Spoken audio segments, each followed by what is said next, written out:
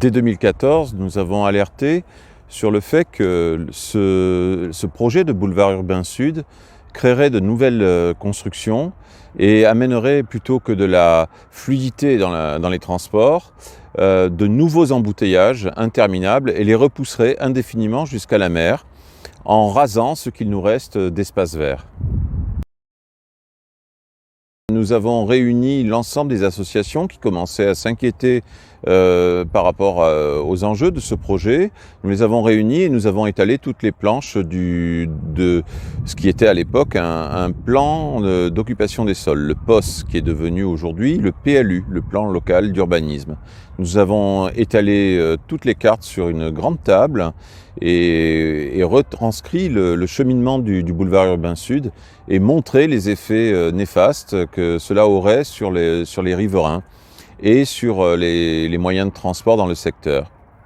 Ensuite, ces associations se sont montées en collectif et ont mené un combat juridique pour faire valoir les enjeux environnementaux et la qualité de vie dans ce secteur.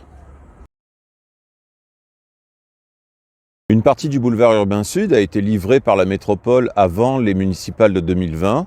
et s'arrête net face à un mur. Donc aujourd'hui, la ville de Marseille a cédé les terrains à la métropole qui permettent de réaliser un rond-point à l'intersection du boulevard urbain sud et du boulevard du Caveau. Donc ce rond-point a été voté par la métropole au mois d'octobre 2022 et va être réalisé dans un agenda dont je n'ai pas communication aujourd'hui.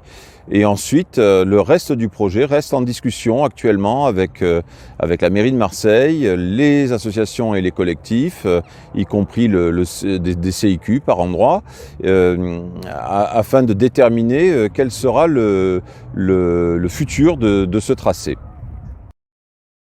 Et j'ai porté un amendement à la métropole pour que le reste du tracé du boulevard urbain sud ne soit que du transport en commun rapide et non polluant et des pistes de mobilité douce pour les piétons, pour les cyclistes, des stations d'autopartage et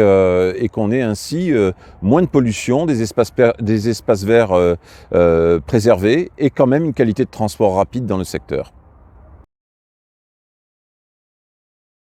Nous avions prévenu depuis 2014 que ce boulevard urbain sud entraînerait des nouveaux bouchons.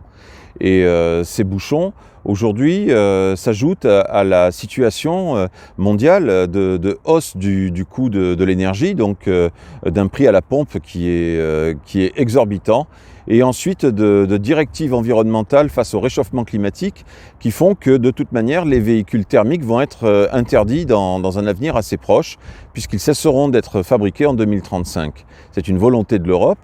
Donc nous, par rapport à ça, ce que nous proposons, c'est de multiplier dès maintenant pour le centre-ville et pour l'ensemble de l'agglomération des moyens de transport rapides, non polluants, efficaces et pas chers pour la population qui pourra ainsi choisir soit de poursuivre à se transporter avec leur véhicule personnel en connaissant les enjeux, soit d'avoir la solution de laisser la voiture au garage ou de se débarrasser définitivement de leur voiture.